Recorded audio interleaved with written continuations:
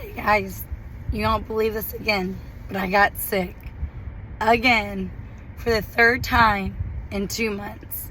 So I'm really hoarse. Please forgive me, but I wanted to come on here today and give you guys a message. And that message is that if you are thinking about talking to your mother-in-law or your father-in-law about forgiveness, do not waste your time.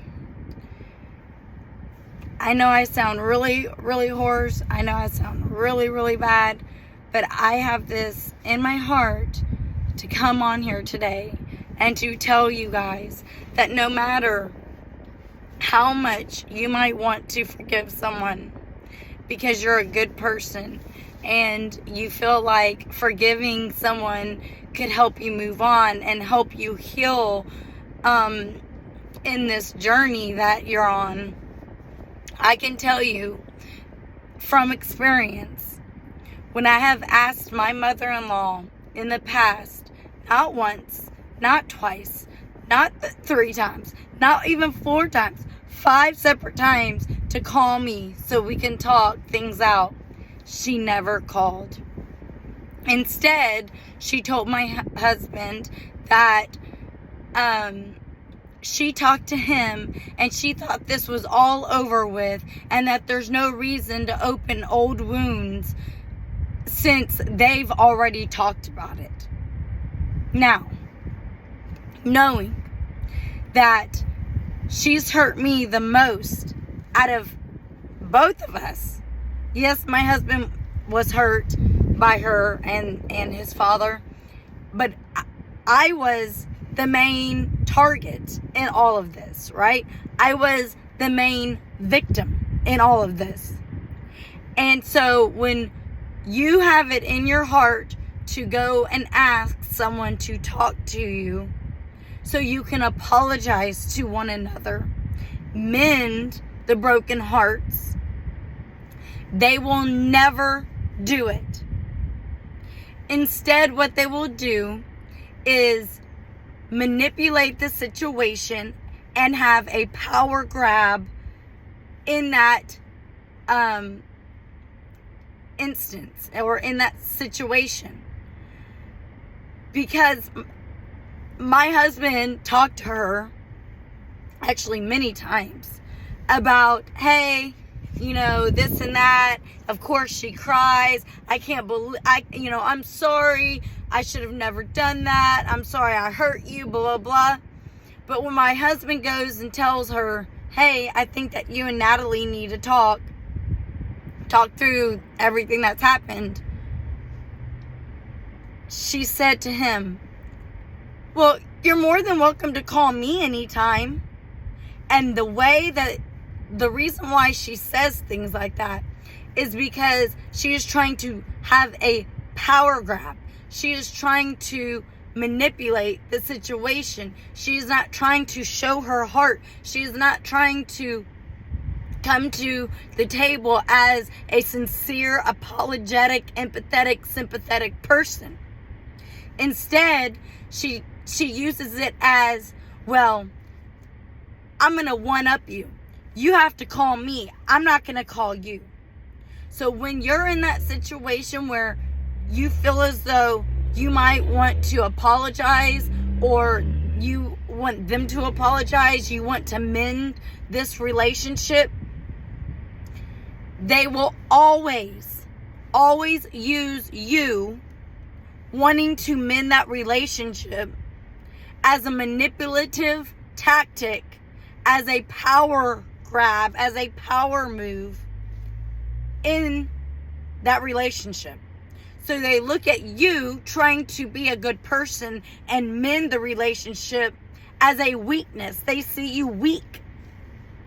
And so this is why when my husband told her, hey, I really think it's important that you talk to Natalie and you guys work things out, she doesn't want to. You know why? Because she knows what I have to say is going to hurt her feelings. It's going to make her look like a bad person. And she doesn't want that. She doesn't want to look like a bad person. But the truth is, she is. So if you are in a situation where you think that you can go to your in-laws and try to mend the relationship, they will look at it as a sign of weakness.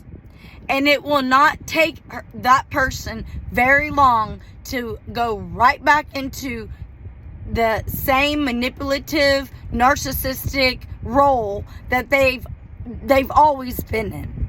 So they might say, oh, I've changed, oh, this and that. No, the truth is, they can't change. It's a personality disorder. They will never change, no matter how much you want them to. And trust me when I say that, you really want them to. You want that relationship. You don't want everything that's happened to happen. You want a healthy, happy family with your partner's parents. But if you go to them trying to mend the relationship, they will look at you like a weakling. They do not care about you, because if they cared, they would call. If they cared, they wouldn't make up excuses. If they cared, they would have never treated you the way they've treated you. So don't even for one instance, if your partner is telling you, oh, well, I talked to my mom and dad and they really feel bad. They really regret what they've done to us. It's a lie. It's only the reason why the parents do that to their child is to manipulate them back into their life. So you know why? So that way they can enter back into your life and start treating you like a piece of shit again.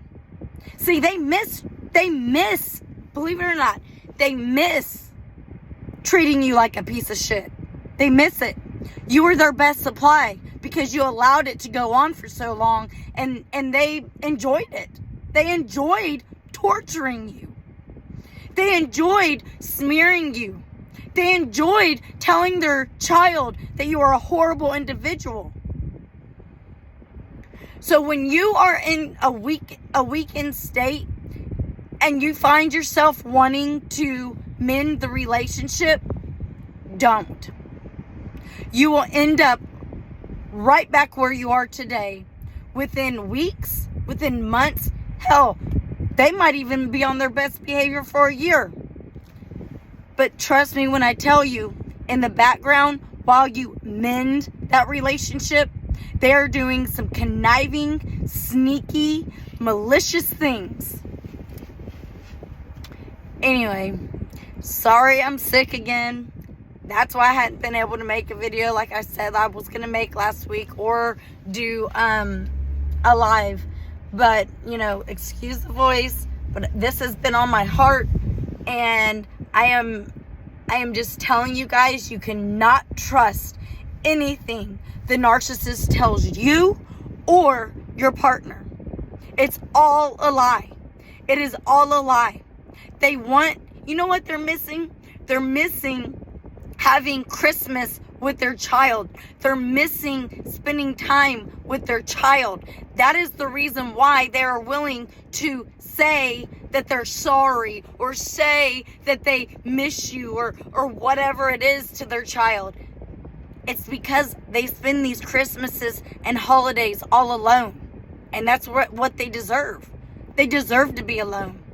So don't let your weakness, the moment that you feel like, well, maybe things can be different because some time has went by and maybe they see now that we're not playing. No. Don't do that to yourself, because they don't give a fuck. And excuse my language, but they really do not care. They're only missing their narcissistic supply, and that's you, and that's their child. If you find yourself in a moment of weakness, I want you to think about everything that they have done to you in that relationship. Peace, love. Harmony, sorry I'm sick, guys, but this was on my heart, and some stuff's been going down in my life that once I get my voice back, I'll kind of explain, but it has a lot to do with what I just told you. Things will never be the way you want them to be. You will not have that beautiful, blossoming, loving, caring in-law that your heart desires. And it's sad, but what I can tell you is you have to accept it and move on.